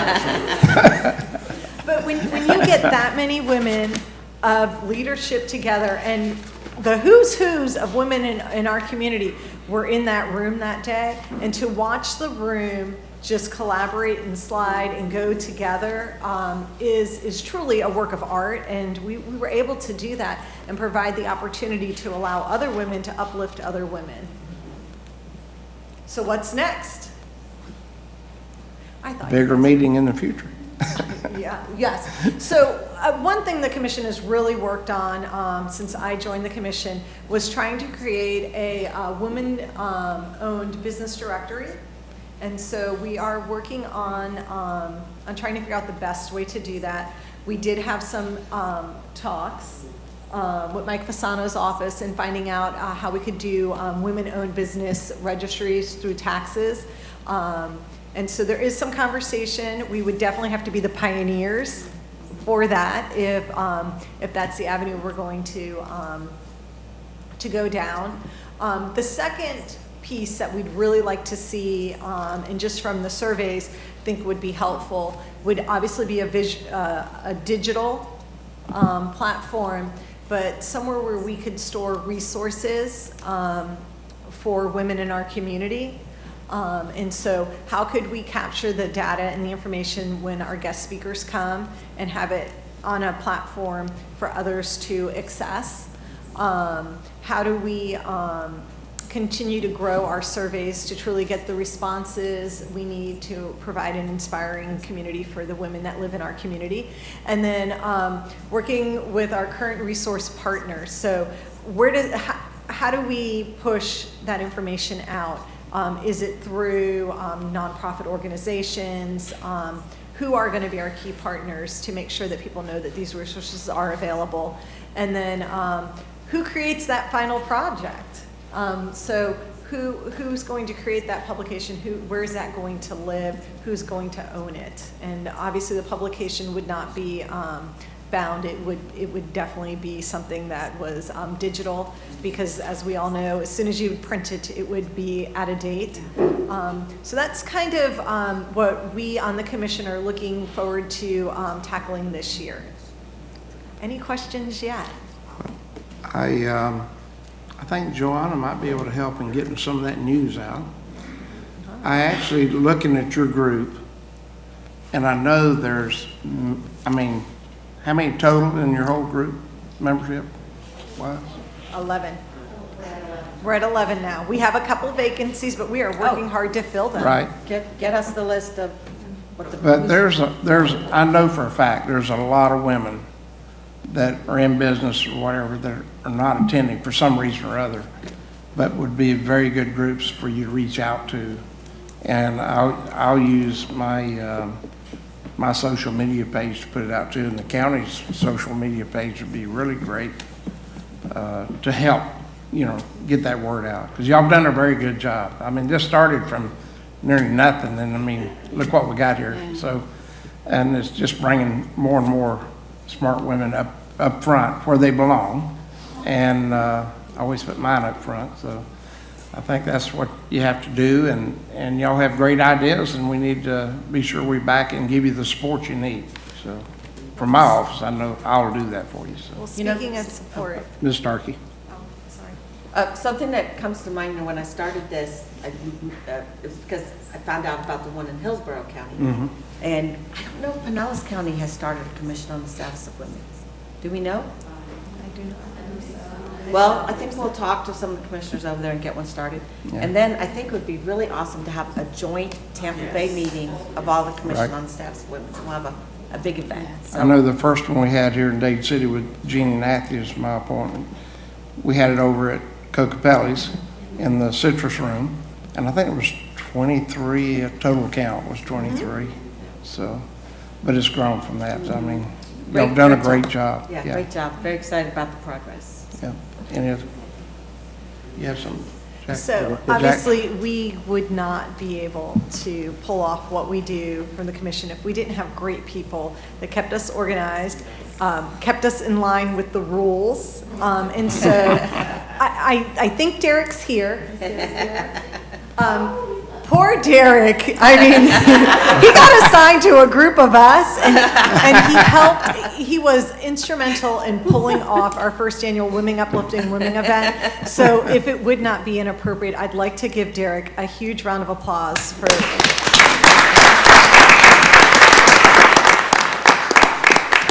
And we just get so lucky to get great people. And so Derek comes to us and he's like, well, I got a new position. You guys are really good at moving people. Really good at promoting very talented people.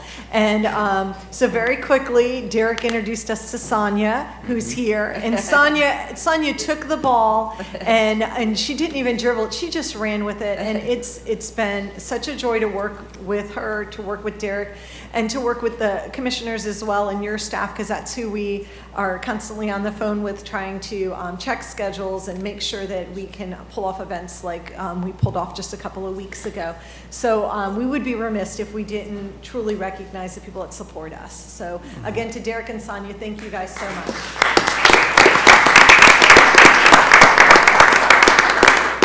Mr. Mariano will speak. Oh, Yeah. I was wondering if we need to put this report, do we bring this in for the record, or? You can receive and file it. I think let's do that, make it part of the record. I move to receive this report Second. on the record. Got a motion and second to receive and file. All those in favor say aye. Aye. All right, aye. Motion passed 5-0. And I guarantee you, along with that comes the support of this board to you. So we very much appreciate all the hard work. And it's hard work. It's not easy to put on a function. So it is hard work. Mr. Chairman? Mr. Mariano? So I'm sorry I missed the list of support. I would have been glad to step in. If you do another one coming up soon, I'm happy to do that for you. I'll remind you. You heard it here. Well, I'm going to incentivize you to think about something a little bit quicker. My daughter Amber is very active in a lot of different things, retired state rep. She's just started a family, as well as helping her husband go to law school. We just graduated magna cum laude. They just had to move up to Pensacola and to try to find childcare. Now, they were lucky the first 11 months. We helped raise our grandson. My wife was home, so she was able to do it, and it was a great benefit for them getting started to take that burden off. Now she goes up and she's just in there and she's got some struggles with it. It's very difficult to get, it's very expensive to get, etc. To have a career to get started, to have to take that break is like tough to do, correct? So she mentioned to me, she says, I wish you'd bring it up, and today's like the perfect time, about trying to improve our woman's time off after birth, right? And I think if you guys could get a group together, and I'd help sponsor that as well, I'm sure the others would as well, I'd love to see that discussion brought out. Because it's so much of a struggle to have a career and to try to raise a family. It's just such a tough balance, especially with a newborn. So if you want to commence some committee, do it quick, so we maybe even look at for this budget year. Maybe we can look and lead in the county to try to improve the lives of our families coming forward. Because others are doing it, maybe we should look at it too, but I think if you guys took a look, especially with your new demographics a little more balanced now especially, that maybe you can kind of help us lead the way to help with that time off. Yes, you can speak to that. I was going to ask if you wanted to speak to that. The resident young-ish mom of the group, so I just wanted to make note. In speaking, when I drop my son off at VPK and talking to other parents, you know, I'm in the office 3 days of the week, so I'm in by 8, out by 5, don't see his teachers and do drop-off. Thursday and Fridays, I get to do drop-off and pick up. And I talk to other moms, and those especially who have 2 or 3 kids, do not go back to work because they can't afford to. Because if you have 2 kids, I have a girlfriend, I think she said she makes about $400 a month after she sends her kids to school. And she's working, putting her kids in school just so that she can work to make an extra $400, but then the kids are sick and then she's having to take that time off. So it's very, very hard balance. It's very expensive to get your kids into these programs. So it's hard out there, so it's definitely something that should be looked into further. So. Well, and especially with a newborn, because if you're at a certain point and you don't fit their parameters to what's going on, yes. That kid can get bumped out too if it's not working. And now you got 2 in, 1 out, and how do you make that balance? Yeah, and the newborn, sometimes there's like 6-month wait lists to get into some of the schools, to get your kids in there. And then if they call you, you have to be there in like 30 minutes to pick up your kid if they get a little bit of a fever or if anything's going on. So it's hard on both parents. It's not necessarily just the women, but obviously the women tend to be the ones who She did mention about with the dads taking a little time off, a little more time off too. Mhm. And maybe it's a partial of not just like full time of like extra time off, but maybe it's a balance of having you work from home to do your job if you can do I it. follow quite a few different movements for national things that they're working on right now at the federal level for some of these things to be implemented and improved on for parents. But I can't quote any of the numbers right now. But there's staggering numbers about certain parents not returning to work because of those costs or because of the burdens that it puts on the family. So, and then you have one of the parents that's going to have to overcompensate and overwork, and then they're missing their family time. So it's definitely a national issue, but it would be great for our commission to address it. We were lucky in my family where my wife was able to stay home, but she actually then, when the kids were in school, then she worked at the same school, so it worked out perfect. When she was off, they were off. Everything was good, but it's tough to find that situation. But now with the new technology we have that we learned from COVID, all these Zoom technologies, the things we can do to work from home, which so many are doing around the country. That's why a lot of people come into Florida, because you work from anywhere. I would like to have us take a look at that technology part, the time off part, and if you guys could lead the way, that'd be phenomenal. Thank you. Nikki? Thank you, Mr. Chair. I just wanted to thank you for the opportunity to be part of the luncheon, and I'm so humbled to have been asked to be the keynote speaker for this amazing event. And I was so stressed out because I'm in a room with amazing women, and what am I going to say to inspire them, right? But I have to tell you, I felt so welcomed by everyone, and I felt connections. It's such a beautiful event.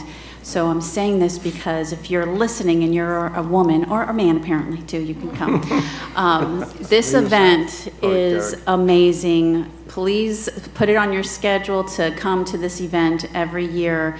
And I was amazed at the turnout.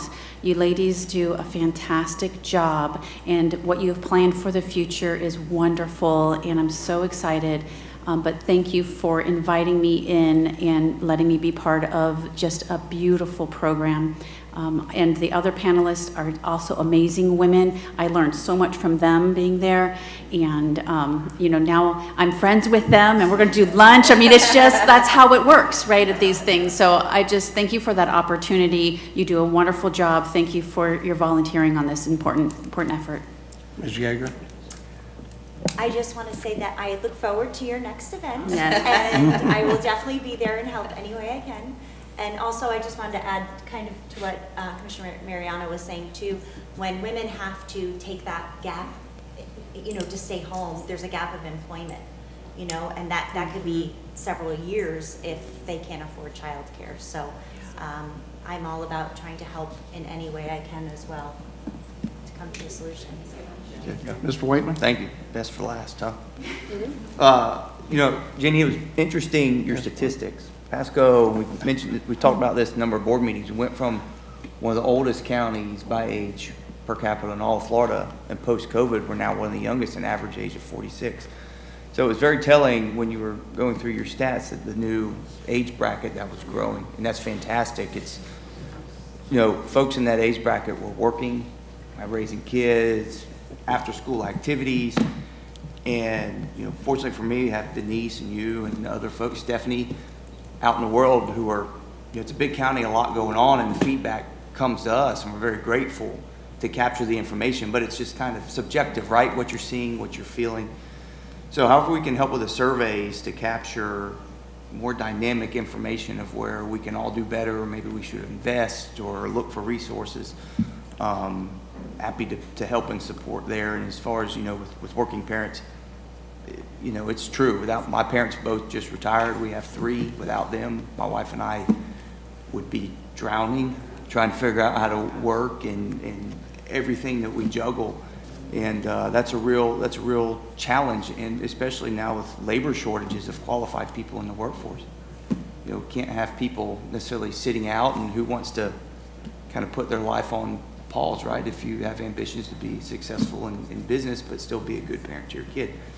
So no solutions today, but happy to help work with you all and whoever we need to figure out a plan that might work. So thank you for not just volunteering here, but in all the endeavors that you all volunteer in and spend your time investing in our community. Glad you're here today. Mr. Cabal? Could we make one request? The girls would like a picture. Oh, the girls want a picture? Girls want a picture. Well, let me get I got some on the wall there. Yes, we'll all come down for a picture. Mr. Cabal, you want to say anything? You're good. No, I think I would just add that your work is phenomenal. It's great to hear the great words about our team members that have kind of helped guide this along, and just continue to do the good work that you're doing. You're really doing a lot to elevate things, and we just love to see it. It's fantastic work. Mr. Steinsteiner, you want to add It's really something? a pleasure. You sure? I'm good. I'm good. I'm giving you an opportunity. All right, let's go down and have a picture. All right. Wait to noon.